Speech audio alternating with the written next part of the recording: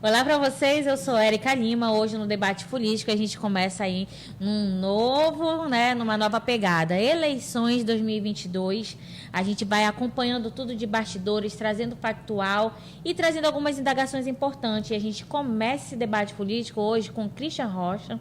A gente também tem aqui Elcio Ribeiro, ele que é sociólogo, Christian que está representando um movimento sociais forte. E a gente hoje vai falar justamente sobre isso, candidaturas, movimentos sociais e essa causa, que é a causa preta, né, negra, e aí a gente vai entendendo um pouco como que é na história e no momento atual que isso se dá. Muito obrigada pela sua presença, professor Elcio. Olha, sempre uma satisfação estar aqui no Portal Convergente, ao teu lado, Érica, e esta satisfação aumenta estando em frente ao meu querido amigo Christian Rocha, que eu acompanho a luta dele, não só acompanho, como bato palmas também. Então, eu dou um alô para todos, para os webnautas que estão acompanhando, para os internautas. Vamos lá. Obrigada, Christian, por estar aqui com a gente. Eu gostaria de me personificar em agradecimentos ao Convergente, à Érica, a todos que estão assistindo, que vocês me proporcionaram esse momento de estar diante de um homem que outrora foi meu professor, outrora foi meu orientador na faculdade, e hoje eu estou aqui diante dele, um camarada que se veste de humildade, 24 horas, 25 horas por dia. Muito obrigado, é um prazer estar com o senhor, meu mestre. Muito obrigado. É verdade, o Elcio tem essa singularidade, sempre muito acessível. E, gente, só falando para vocês aqui, reforçando que a gente está aqui com nossos parceiros, colunista do Convergente. Então, você quer saber um pouco mais, né, sobre os artigos, tanto do Christian quanto do Elcio, é só acessar o convergente.com.br e também nas nossas redes sociais. E a gente está falando de um tema importante. A gente já começa trazendo para vocês, para a gente começar a entender e as pessoas quererem ouvir a opinião de vocês, que são pessoas especialistas, que são pessoas que atuam, né, diretamente, têm essa prática. E a gente já começa com alguns dados importantes, gente, do TSE. No Brasil foram registradas 4.002 candidaturas de pessoas que se declaram pretas, o que equivale apenas, eu vou botar para apenas, 13,96%. No Amazonas foram registradas 43 candidaturas, o equivalente a 6,79% de todas as candidaturas registradas no TSE para a eleição deste ano de 2022. Aí a gente já começa a pensar nesse percentual. E abrindo parêntese, que mesmo esse 13,96% já se configura em um número muito alto comparado a anos anteriores. E isso de uma forma histórica. E aí a gente já começa falando um pouco, ouvindo um pouco o Christian, e aí a gente vem ouvir o professor Elcio. É sempre um desafio falar primeiro do que o senhor, viu? E quero dizer que as palavras bonitas ficam com o senhor, tá? Então, quero deixar os nossos amigos bem à vontade em relação a fazer perguntas, a participar. Sim. Mas eu quero também ser bem objetivo no sentimento que nós estamos hoje vivendo, no momento que nós estamos vivendo. Eu, alguns dias atrás, venho me surpreendendo porque acompanho o Convergente e o Convergente sempre me deixa atualizado em relação a todas as notícias. E Érica e mestre Elcio Ribeiro, eu fiquei pasmo com o número de pessoas que se declararam negras, que em outras campanhas se declararam brancas. Então, eu percebo que existe sim, aflorou, mesmo que ainda com uma pequena força, essa vontade de reconhecer e de se legitimar em prol de uma causa, mas ao mesmo tempo eu vejo um oportunismo, eu vejo uma coragem sem medida de pessoas que realmente tomam como assalto essa luta, que quando a gente ouve ou lê candidaturas pretas, negras, eu tento até não embarcar muito na polêmica, mas não tem como. E para mim, as pessoas às vezes taxam de verdades polêmicas, né? Então, assim, existem pessoas que militam, que trabalham, que conscientizam outras pessoas, mesmo não tendo a pele negra. Sim. E isso é muito importante. Sim. Agora, quando eu vejo no Brasil e aqui no estado, eu sinceramente eu contei pessoas que participam, pessoas que nós estamos vendo em relação a essa autodeclaração, eu sinceramente não ultrapassei o número de 10 pessoas. Só que é óbvio, mestre Elcio, Érica, que para ser negro não precisa você fazer parte de um movimento, ou muito menos você estar na trincheira. Isso aí nós respeitamos. Eu à frente de dois institutos e de vários grupos, eu sei como nós pensamos antes de falar sobre esse tema. Porém, eu não posso deixar também de registrar o oportunismo e o cinismo que muitas pessoas pegaram para se declararem negras no momento em que há vantagens e privilégios tendo uma candidatura negra. Inclusive, aqui no Portal Convergente, a gente publicou uma matéria, né, de uma notícia que deu uma grande repercussão de pessoas que se colocaram como candidatas brancas, né, e estavam declarados como negros. Então, acho que é importante a gente começar a pensar, porque também a gente não pode polarizar, né? Sim. Existe o contexto, a gente tem que entender isso, mas aí, uma coisa que eu ia falar logo para você, Elcio, professor, aqui, a gente vai trazer alguém, vai convidar alguém do IBGE para, inclusive, falar sobre algo que eu ainda não sei, mas eu já verifiquei que, por exemplo, antes você se declarava pardo, né, era considerado como branco no Sim. IBGE. Agora não, pardo, né, já é para negro. Então, a gente tem que entender bem se houve uma mudança, como é que está essa pegada da declaração, porque a declaração ela é autodeclaração, né? Sim. Como você se reconhece. Isso no próprio, o próprio estatuto fala sobre isso. Primeiro, eu entendo que quando nós formos discutir aqui no Amazonas questões ligadas ao movimento negro, a presença do Christian é fundamental, né? O Christian é aquele da trincheira. O INAO, Instituto Nacional Afro-Origem, que ele preside, é uma referência nacional, eu diria até internacional. Vamos lá. Existe uma questão de identidade. Eu tentei até achar, eu não achei, mas eu prometo te passar, talvez você conheça esse caso, talvez o Webnauta conheça. Tem um jogador do Fluminense, se não me falha a memória, década de 40 ou 50, que uma vez, conversando sobre o racismo no futebol, ele falou assim, eu sei o que é isso, eu já fui negro. Ele comentou, né? E aí, Christian, eu uma vez mostrei uma foto do Christian no INAO para um amigo, e ele falou, mas ele não é negro, isso aí é branco. Eu falei, você acha? Ele falou, sim. Você comentou algo que é de interrogação, que a gente tem que refletir, certo. Que é o comentário. Uma vez, conversando com uma ex-aluna que ia fazer um concurso público, ela chegou e falou para mim, você acha que eu posso me autodeclarar negra? Eu falei, isso é complicado, não sou eu que vou dizer qual é a tua identidade, ainda que eu notei naquela pergunta um mero oportunismo. Eu vou tentar pegar uma carona e eu diria que hoje tem um certo critério, né, Christian? A Érica não passaria nesse critério de vagas para negro, não é mais ou menos isso? E ela, esta minha ex-aluna, também não passaria. E aí eu deixo uma ponderação, um questionamento. Qual o percentual dessas pessoas que se declararam negras agora? Eu até acredito que tenha algumas oportunistas, mas essa questão da identidade racial, da identidade de cor, isso às vezes a pessoa adquire com uma maturidade.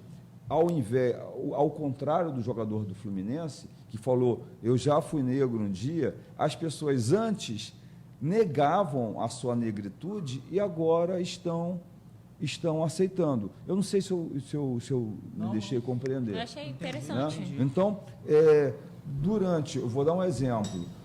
Hoje você já consegue ver camisas e as pessoas orgulhosas de participarem do movimento negro. Eu consigo ver 100% negro.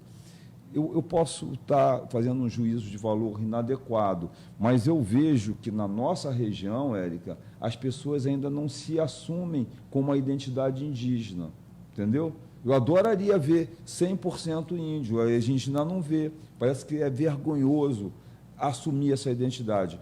Já por um trabalho do movimento negro, eu vejo as pessoas ali assumindo uma identidade que antes elas não negavam. Eu queria a tua ponderação sobre isso. Claro, estou tomando a vez da Érica aí, tentando... Vamos ouvir. O senhor falou algo bem importante, que também já fui indagado sobre isso, né? Porque, infelizmente, o nosso país, em especial o nosso estado, ele não deu tanta importância para o estudo das etnias, Perfeito. das imigrações, né? Então, quando nós falamos dos negros oriundos de Cabo Verde, a gente começa a ver que os negros têm um cabelo liso, né? Tem os lábios, como nós falamos, né? Os lábios carnudos, já tem aqueles outros negros dos olhos verdes, e aí nós vamos vendo o tipo de cada negro em relação à sua origem, né? Porque nós sabemos que aqui a maior parte do número de negros é África, Maranhão, Amazonas, né? Principalmente os da Praça 14, a quem eu mando um abraço todo especial. Então, alguns anos atrás, em 2003, entre 2003 e 2004, o nosso estado, isso é IBGE e alguns outros institutos, de uma forma bem simples, conseguiram chegar à conclusão e fizeram algumas pesquisas, e aqui nós encontramos que 16 mil pessoas em Manaus se declararam negras. 16 mil pessoas entre 2002 e 2005, sendo exatamente. Agora, de 2015 para 2021, nós já chegamos a mais de 200 mil negros no nosso estado. Então, significa que está existindo uma espécie de conscientização. Sim. E eu louvo isso porque, antes mesmo da palavra pardo, o que estava em evidência era o moreno. As pessoas admitiam a morenice e negavam a negritude. Isso é verdade. Então, é por isso... Moreno Jambo, né? Jambo e tal. Alto e sensual. Morenão. Tem uma música, né? Morenão, morenaço, moreninho. Então, mas quando nós vamos nos deparar, nós ainda encontramos pessoas que desconhecem um pouquinho da origem, tanto da negra quanto da indígena. E aí, quando, em pleno século que nós estamos vivendo, as pessoas ainda se espantam com o descobrimento de terras quilombolas, mestre Elcio e Érica.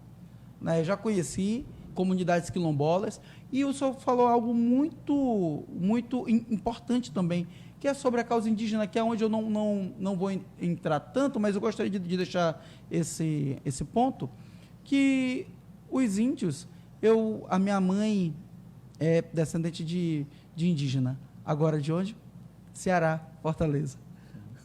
Então, o Brasil só precisa estudar mais um pouquinho a sua própria história, que ele vai descobrir tantas coisas maravilhosas que nós ficamos pasmos. Eu fui no município de Redenção, eu fui conhecer a Senzala, e eu descobri que eu sou descendente de indígenas e negros, né? Que outrora, na época, né, essa era um casal que tinha consequências de maldição, e aí é uma outra situação que nós precisamos entender o porquê do racismo estrutural, que chegamos a realmente a reconhecer que existe essa situação do racismo estrutural. É engraçado, por exemplo, se eu for ver, né, na minha história, eu sou descendente de indígena, Saterê, minha avó, mas eu me declaro como branca. Por quê? Porque eu não vivo a cultura, Sim, né? sim. Então, eu não consigo me reconhecer. É claro que eu absorvi muita coisa, todos nós, estando no Amazonas, Manaus, mas, assim, eu não vivo, né? Eu não estou inserida no grupo. Então, assim, reconhecer que nas nossas raízes, né, tem negros, tem brancos, tem indígenas, né, tem caboclos, tem tantas etimologias, mas, assim, também reconhecer a nossa trajetória. E eu achei interessante também, Cristian, quando você coloca sobre a questão dos estudos. E eu acho que a gente tem que abrir um parêntese, porque existem estudos, professor Elcio, mas eles estão todos engavetados na faculdade, né? Eles não vêm, eles não são publicados. Você vai lá, faz um estudo, entra no mestrado, e eu questiono muito isso da universidade, né? Essa situação de deixar material tão importantes que nós temos numa estante, que são materiais de estudo de mestrado, de doutorado, mas que continuam na academia. Ele não é colocado de uma forma muito mais popular, né? Ele não é colocado de uma forma para a sociedade, de forma didática, de entrar nas escolas de ensino fundamental. Por exemplo, aqui no meu estado do Amazonas, eu acredito que a gente deveria, né, fomentar uma discussão muito mais profunda nos espaços educativos para falar sobre questão de raça. Quando eu coloco questão, porque isso é um problema. É um problema porque eu vejo que a gente está século XXI, 2022, as pessoas elas se negam que existe racismo estrutural, né? que não há discriminação, mas a gente vê todos os dias isso acontecendo. E um outro questionamento, Cristian, o que fazer para combater, quais os meios efetivos para combater os oportunistas? Porque já teve escândalos aí, né? Em políticas de cotas, pessoas se declarando negro e, posteriormente, a pessoa via que era apenas para ter uma estrada melhor pavimentada, né? E quando nunca pertenceu, nunca teve uma identidade. O que a Érica coloca é algo reflexivo. Ela é de origem saterê, é isso, tua avó? Minha avó. Mas ela não se sente... E aí não é nenhuma discriminação dela com os sateristas, porque não foi o universo que ela conviveu, né? Porque como é que eu vou tirar o espaço, né? Porque quando a gente fala sobre cota, a cota ela tem um papel de equidade, né? Ela vem com um papel de democracia, ela vem com um papel de inclusão. Eu acredito que é uma forma histórica de a gente reconhecer o que não é reconhecível. Então, assim, a gente está aqui num espaço que a gente está discutindo, que é um debate político que é importante, as pessoas estão assistindo, já são aqui 220 pessoas acompanhando, um abraço para quem está assistindo, ainda dá tempo de você colocar na sua lista de transmissão para mais gente assistir aqui conosco, mas, assim, eu vejo que existe um tabu ainda, professor, né? É um tabu. Falar a palavra, e são tantos termos também que hoje a gente tem que entender qual o termo que realmente se adequa, né? Porque essas discussões de termos, eu acredito também que a gente pode colocar, mas eu acho que a sua pergunta, que o senhor está querendo colocar é como... O que fazer para combater o oportunismo? Olha, professor Elcio, Érica, nós vivemos sobre um ordenamento jurídico. Tá. E eu falo com esse sorriso que eu estou na frente do meu mestre de Direito. Então... quando nós vamos para o Estatuto da Igualdade Racial, a gente pode observar que existiu um debate, existiu várias reuniões que não eram tão fortes assim. Hoje já se discute a Frente Parlamentar Quilombola, Coalizão Negra e a Frente Parlamentar da Capoeira.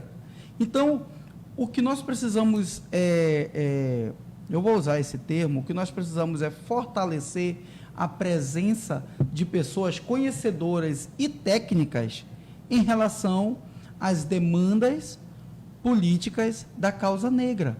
Porque aí nós vamos poder ter mecanismos que a gente possa identificar esses oportunistas e que, à luz do direito, nós podemos barrá-los.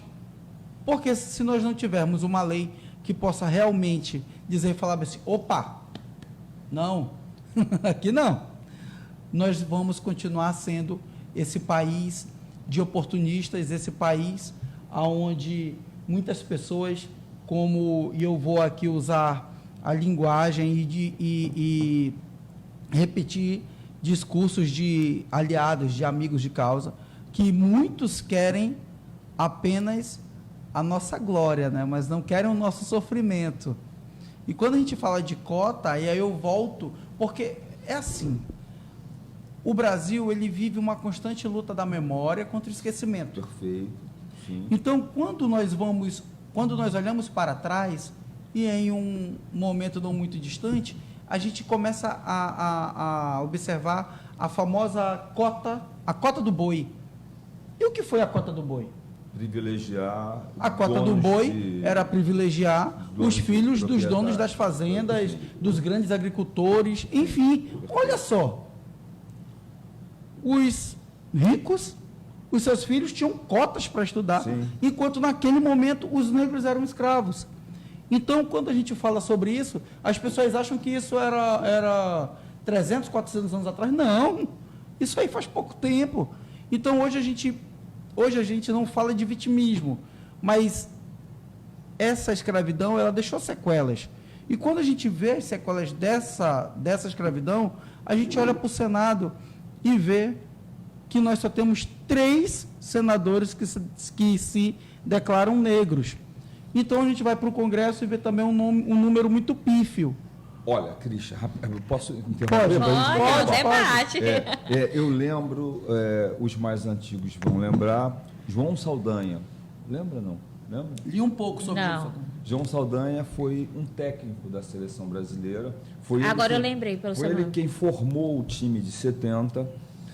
E quando o time estava formado, já classificado tudo direitinho, o general Médici queria que ele escalasse o Dario Peito de Aço. E ele não, porque o Dario Peito de Aço fazia uma certa ali propaganda do movimento do golpe militar. E ele falou que não, ele usou a célebre frase: o senhor nomeia seus ministros, eu nomeio os jogadores, não vai ter ingerência de um nem outro. Resumindo, ele foi defenestrado do comando da seleção, né? E o João Saldanha foi um dos intelectuais, jornalistas que lutou pela redemocratização do Brasil, né? E uma vez, se eu não me engano, na Copa de 78, ele usou uma expressão, ele viu o time armado, aí ele falou assim: está faltando criolar esse time. Não tem crioula aí, eu só vejo branco. Ele comentou assim. Então, isso que o Christian fala, será que a negritude está somente na quantidade de melanina? São questionamentos, sabe, Christian, que eu acho que a gente vai ter que debater muito. Agora, tem algo visível, Christian. Eu lembro, por exemplo, da tua sala de aula. Se o João Saldanha olhasse, ele dizia: crioulo só tem um ali, negro só tem um, que era você, entendeu? Um outro pode até ter essa identidade. E eu já comentei, muito parecido com você. Eu tenho um avô, meu avô paterno, Arthur Virgílio do Carmo Ribeiro, que era o que a gente chamava de mulato. Até onde vai a minha identidade negra? Eu até bato palmas e tento participar das atividades que o Christian promove. Eu só não me vejo porta-voz. Da mesma forma, você. sou eu. Você está entendendo? E aí, quando você fala, olha para o Senado, tem aquele senador do Rio Grande do Sul, que é negro, eu esqueci o nome dele, Christian, muito atuante, por sinal, principalmente na questão... Paim. O Paim, Paulo Paim, muito atuante nas questões trabalhistas. A gente também teve o Joaquim Barbosa, que teve uma repercussão muito grande, né? Sim, jurista, sim, né? Sim, jurista. Que Joaquim foi Barbosa. algo que teve... Mas, com ele, teve muitas matérias, em termos de melanina, eu não estou falando de identidade. Aí, na hora que você vai colocar as identidades, é que os oportunistas lembram, né? E, ao mesmo tempo, lembrando o jogador, que, se eu não me engano, é do Fluminense, eu tentei achar aqui, mas, enfim, às vezes as pessoas se envergonham de uma determinada identidade e, posteriormente, por trabalhos como que você desenvolve, elas acabam desabrochando de que não, minha identidade é indígena, e indígena, negra, seja lá o que for, e a cor da pele vai junto também. Você compreende? Essa E a gente mais tem, uma ponderação, Cris. E aqui no estado do Amazonas a gente tem, por exemplo, a Wanda Vioto, né? Que ela está como candidata federal, concorrendo, federal, né, sim. a essa vaga. E eu vejo que a Wanda, ela trouxe também um início de um caminhar, porque aqui, vamos lá pensar, Sim, estado sim. do Amazonas, né, onde tem a maior concentração de etnias, de Perfeito. povos indígenas, e a gente não tinha também essa representatividade. É. Se a gente olha para a Leã, olha para a CMM, assim como também, né, na causa da negritude, né? Mas eu sou bem enfático e sempre a gente, infelizmente, são declarações que são verdadeiras, mas que levantam uma polêmica, porque um certo momento, em uma discussão com amigos, eu disse o seguinte: seria importante os negros criarem um próprio partido para eles, os indígenas também, cada um criava um partido político para si, porque não enfrentaria tantas dificuldades. Aí ele respondeu: mas aí vai estar sendo extremista. Eu falei: então me dá o comportamento então devido do que nós estamos vivendo. Hoje o Brasil vive um racismo estrutural partidário. Porque além de nós falarmos sobre esses oportunistas, nós precisamos entender, e nós falamos sobre o ordenamento jurídico, como é que fica o conselho de ética desses partidos? De permitir algo dessa natureza, que outrora falaram que eram brancos, aí agora estão falando que são negros. Então nós precisamos entender que o racismo estrutural partidário, ele não contempla, infelizmente, aí eu vou ter que usar palavras mais fáceis, que são apadrinhamento. É o cidadão que é apadrinhado pelo presidente do partido, é o partido que não tem compromisso com as causas sociais e, infelizmente, Érica, a gente se depara com isso. Porque até então, até hoje, nós vivemos as pessoas falando: coloquem as mulheres para preencher a cota. É isso Quer que eu ia dizer, perguntar, não né? tem compromisso com a causa da mulher, mestrão. Não tem. Não tem compromisso com o indígena, Sim. não tem compromisso com o negro. Então, quando eu falei sobre o partido, eles tomaram um susto. Mas os partidos hoje não abrem as portas. E eu não estou falando só Amazonas, eu estou falando do Brasil. Quantas e quantas notícias eu ouvi? Negros enfrentam dificuldades de apresentar. Não vou longe, aqui no Amapá, uma amiga nossa, ativista do movimento negro, ela teve a candidatura preterida pelos caciques de lá, Sim. do estado, né?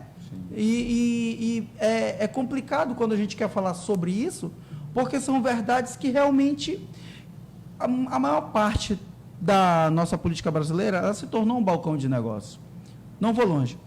Fui em um comércio e um cidadão, né, brincando comigo em relação a uma pretensão que tinha lançado, e ele disse: quanto ganha um político? E eu disse: o salário. Aí ele falou: bem, em 12 meses isso dá tanto, que dá tanto, que dá tanto. Por que investir 10 milhões numa candidatura? Entendeu?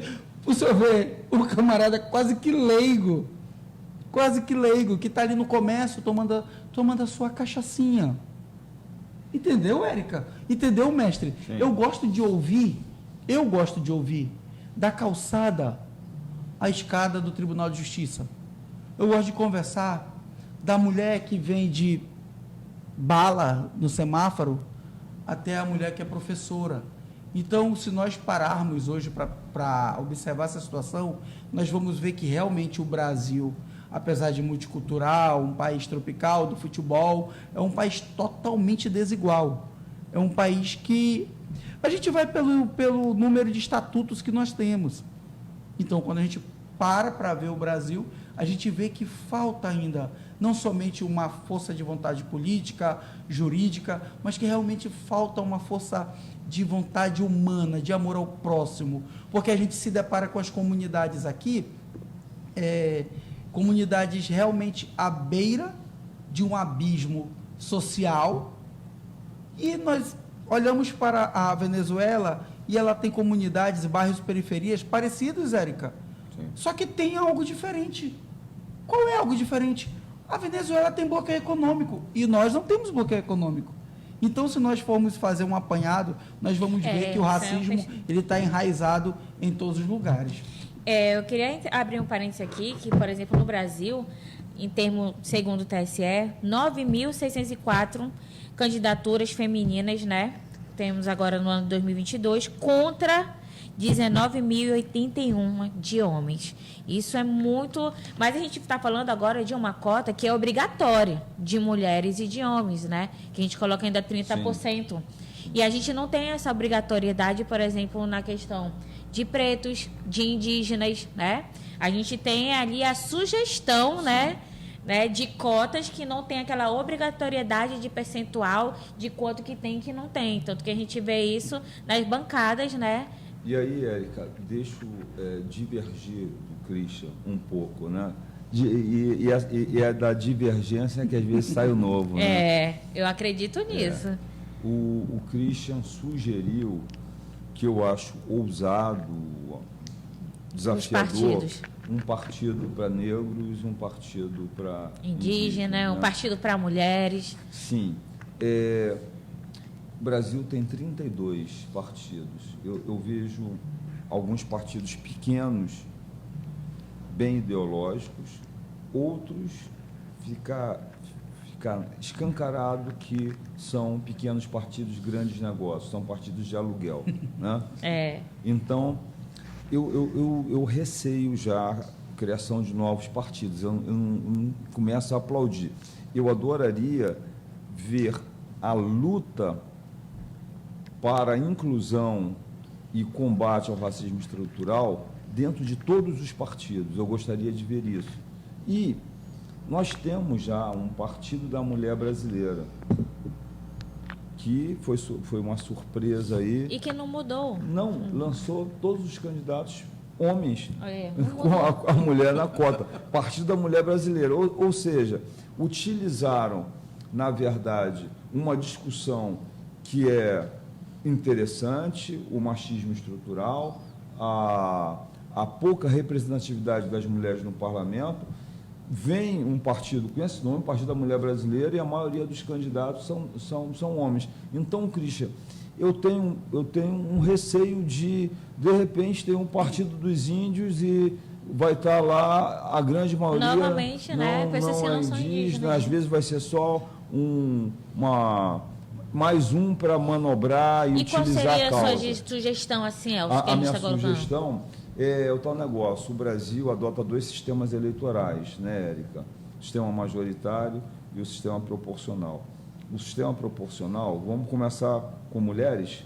O sistema proporcional, ele já bateram um martelo, significa que as cortes superiores já decidiram, o mandato pertence ao partido. Só que, isso aí a gente vai ver nessa eleição, e eu já vi várias vezes, quando você vai pegar, vamos botar aqui o Partido X, lá no Partido X, o maior adversário do candidato A é o seu correligionário do mesmo partido, que ele tem que ter um voto a mais. Um tenta passar rasteira no outro, porque ele tem que chegar na frente. Ele vai se utilizar do correligionário, porque ele quer que ele tenha voto, para fazer o quociente eleitoral, ao mesmo tempo, se ele puder derrubar, para que ele não ultrapasse, então é uma briga fratricida, um contra o outro. Por quê? Porque nós adotamos o voto em lista aberta. Eu acharia interessante, por que não o voto em lista fechada? Uma lista pré-determinada, homem, mulher, homem, mulher, homem, mulher, mulher, homem, mulher, homem. Você está entendendo? Sim. Se nós 3 fôssemos do mesmo partido, eu já saberia. Número 1 é você, número 2 sou eu, número 3 é uma mulher, número 4 é o Christian, número 5 uma mulher, e por aí vai. Eu não vou tentar passar a perna em você, que não tem nem como, que já está pré-definido. Já que o mandato de deputado estadual, federal e de vereador pertence ao partido. Então, esta seria um início de começar a deixar algo equânime em relação a sexo, tá? Eu entendi, eu achei interessante. A partir daí, vamos pensar na questão da cor e de outras identidades. Você compreende, Christian, isso? Compreendo. Porque, olha, é interessante algo. A maioria dos partidos, eles têm nos seus estatutos a criação obrigatória da Secretaria da Mulher. Tem a obrigação da criação da Secretaria do Idoso, da Secretaria do Jovem, né? Que tanta gente vê partido de tal jovem. Só que não existe esse comprometimento, e aí chega no comentário que o professor Elcio fez agora, que realmente é a mais pura verdade. E quando a gente vai em um contexto fora de partido político, a gente vê que realmente ainda falta muito para o Brasil reconhecer quem ele é, que é um país desigual, que é um país que precisa se encontrar, é um país que precisa investir na educação, é um país que precisa respeitar o educador. Então, quando tudo isso aconteceu, pelo menos metade, a gente vai conseguir amenizar dores. Enquanto isso, a gente vai continuar lutando, continuar mostrando outros caminhos para fazer com que essa sociedade ela seja mais harmoniosa. Até então, eu não vejo um Brasil com oportunidades para todos em relação no campo legislativo. Eu não vejo, gente. Por exemplo, escola do legislativo, né? A gente fala que tem as ações dentro da Assembleia, né? Dessa formação de futuros jovens, né? Para vir a carreiras políticas. É um ponto que a gente podia começar a captar, né? Nas comunidades indígenas, está entendendo? Nos movimentos, né, da negritude. Eu também acho, sabe, professor Elcio, para complementar aí a ideia que o senhor colocou, eu acho que a gente tinha que fortalecer novamente os movimentos sociais. Com né? certeza. Eu vi que houve uma grande elitização dentro desse processo e dentro das comunidades. Não estou falando do pobre, aquele que está precisando dos movimentos, mas estou falando de lideranças também. A gente não pode negar isso. Existia um momento onde os movimentos sociais tinham muita força, Christian. Érica, você me permite? Pode colocar. Eu gosto muito porque eu tento seguir a trincheira do professor Elcio Ribeiro, que foi meu professor que está aqui. Então, eu tento, apesar das minhas escolhas não serem escondidas, e quando eu falo isso, é claro que tem situações que não cabe para os profissionais da comunicação, isso aí eu sei muito bem. Mas é interessante algo que eu vou dizer aqui.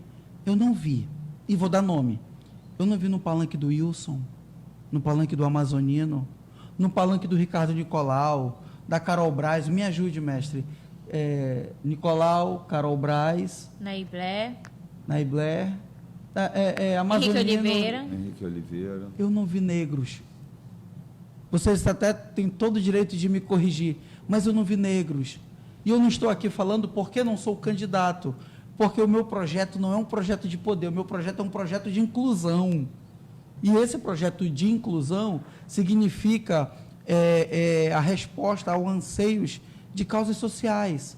Sim. Então, a Érica, ela é pelo indígena, vamos juntos. O professor Elcio é pelo negro, vamos juntos. Aí nós não podemos esquecer que falam que o Brasil é para todos. E também não estou eu quero apenas registrar. Não se discute mais candidaturas LGBTQIA+. Sim. E quando nós falamos sobre isso, quando falo sobre isso, eu não tiro o direito do político militar falar que ele precisa estar lá porque ele quer combater algumas coisas que até eu tento não ir tão cirúrgico, porque quando eu vejo um policial falando que ele está lá para defender a classe, ótimo, mas o negro também tem que estar lá para defender a causa, o indígena da mesma forma, o pastor está lá porque ele tem que defender a bandeira da igreja dele, o empresário tem que estar lá porque ele tem que defender o grupo de empresários, e eu acho isso natural. Agora, é importante permitir que o pobre também esteja lá para falar sobre a dificuldade dele, é importante que se diga que o estudante tem que estar lá para defender a causa dos estudantes. Então, eu peço até, o senhor pode me corrigir, você também, Érica, mas eu não vi, e eu também não vi os articuladores políticos principais não somente serem pela causa negra, mas serem negros também, porque eu não posso entrar em contradição. Não tinha negros, porque as pessoas confundem, mestre Elcio e Érica, as pessoas confundem. Eu ouvi uma grande personalidade negra, nem todas as personalidades negras são a favor da causa negra. Sim, perfeito. Isso é interessante. Entendeu? Porque, tipo, tem uma personalidade negra que fala bem assim, eu não me acho negro. Aí alguém que é racista fala, olha aí ó, o que ele falou. Mas basta chamar o filho ou a filha de macaca, que ele corre e fala, cadê o movimento negro para me acudir? Então, é interessante tudo isso que a gente vem vivendo no nosso estado. E eu quero logo dizer para vocês dois, um dia eu quero estar numa bancada comentando sobre todos os políticos, porque eu acho isso muito interessante. Só que, como eu disse, isso aí é com o tempo, eu já me vejo nessa situação, mas é com o tempo. Mas é por isso que é estrutural, né? Com o tempo, porque eu estou ainda de uma forma parcial, porém não vem ao caso. É por isso que é estrutural. Ou seja, o Christian, quando comentou do Palanque, ele citou aí vários.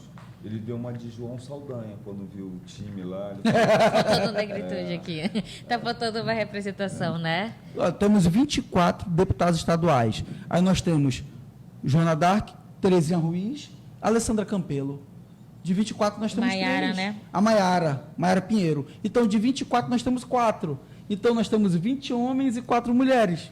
E no Amazonas a gente não tem indígena, nós não temos. Você está gostando, mestre Érica? Vocês estão gostando do meu. Mas eu acho que a nossa intenção, que já está chegando ao final do nosso debate, era justamente isso: instigar, trazer algumas possibilidades, como o professor Elcio trouxe, como você trouxe, né? Veja bem, a ponderação que eu fiz de voto fechado não é invenção minha, não. Isso existe em vários países, né? E você, Érica, se a gente fizesse isso nas câmaras municipais, o Brasil tem cerca de 5.600 municípios, um pouquinho menos. Tem uns 300 que não tem nenhuma mulher na Câmara. Verdade. Aqui, na capital do Amazonas, em Manaus, são 41 vereadores, também 4 mulheres. Muito reduzido. Se nós fizéssemos isso, lista fechada, já que o mandato pertence ao partido, a gente, em uma eleição, botaria praticamente metade de homens e mulheres já nas casas legislativas. Você está entendendo? Porque é claro, ainda assim, eu tenho certeza que a maioria dos partidos iria colocar na cabeça, opção 1, um homem, a grande maioria, opção 2, as mulheres. Se só elegesse um, seria um homem. Então, não ficaria meio a meio por conta disso, né? Opção 1, homem, opção 2, mulher. Opção 3, homem.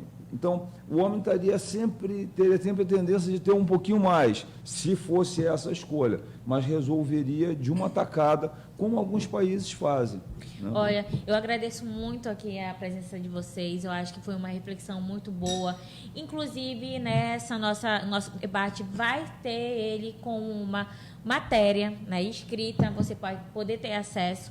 Também vai subir em todas as nossas plataformas da rede social. A gente tem que mandar um abraço para as pessoas que estão aqui acompanhando a gente. Certeza. Olha só, 200 e poucas pessoas, gente. Rafael dos Santos, Ângelo César, Alcenia Oliveira, Osano, a minha mãe Socorro Lima, que está acompanhando aqui, Rony, Valde Lima, Afrânio, olha aqui, Afrânio Valeriano. A gente tem Eliane Araújo, minha tia, Jaqueline Solimões, Cleonícia, Jaqueline sempre maravilhosa, acompanhando, minha amiga. Isso que é amiga, né? Tudo que a gente está fazendo, está aplaudindo. E a gente vai encerrando esse debate político tão importante. E aí, para mim, não vou deixar minha fala final, né? Porque tem que ser dessas grandes pessoas que estão aqui conversando com a gente. Então, eu deixo esse espaço, Christian, para você, né, mandar um abraço para quem acompanhou a gente e, posteriormente, para o professor Elcio. Eu quero agradecer a Deus pela sua vida, Érica. Essa irmãzona que você é, que consegue ser inteligente, consegue ser amiga, parceira. E o segredo de tudo, da palavra que eu falei consegue, é que você é imparcial. Eu gosto disso, você é uma pessoa humana. Obrigado pelo presente de ter me colocado cara a cara com o meu professor, meu amigo, meu parceiro, meu tutor, e também consegue conversar comigo sem aquele romantismo, mas com um coraçãozão de irmãozão. E eu quero dizer a todos que algumas perguntas foram muito fortes nesse período que eu estou vivendo em relação à eleição, né, que direita ou esquerda? Gente, eu sou movido por pauta, nem direita e nem esquerda. Eu tenho uma pauta, é uma causa, e não é o muro, mestrão, é a minha pauta, é o que eu vivi durante todos esses anos.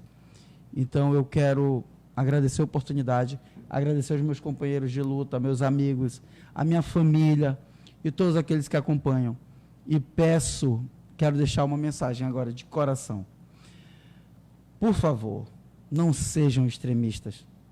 Nosso país já vive situações muito delicadas para nós estarmos nos degladiando por homens, por mulheres. O importante é lutarmos por uma sociedade harmoniosa. E vejo com muita tristeza o caminho que muitas das vezes é tomado por algumas pessoas. Nós precisamos estarmos juntos para fazer esse país crescer, para fazer esse país ser mais harmonioso. Mais amor e mais amor, né, mestrão? Obrigado, Érica. Obrigado, mestre Elcio. Érica, é sempre um prazer debater sobre o teu comando, estar na frente do meu querido Christian. O Christian falou que é necessário luta, é bom lembrar que ele é faixa preta de jiu-jitsu, é professor de jiu-jitsu também, e eu entendo que isso é mais um toque de bola de uma discussão que tem que prosseguir. A questão do racismo estrutural, do machismo estrutural, a gente tem que seguir com esse bate-papo, é isso. Já tô clamando por outras ocasiões, né?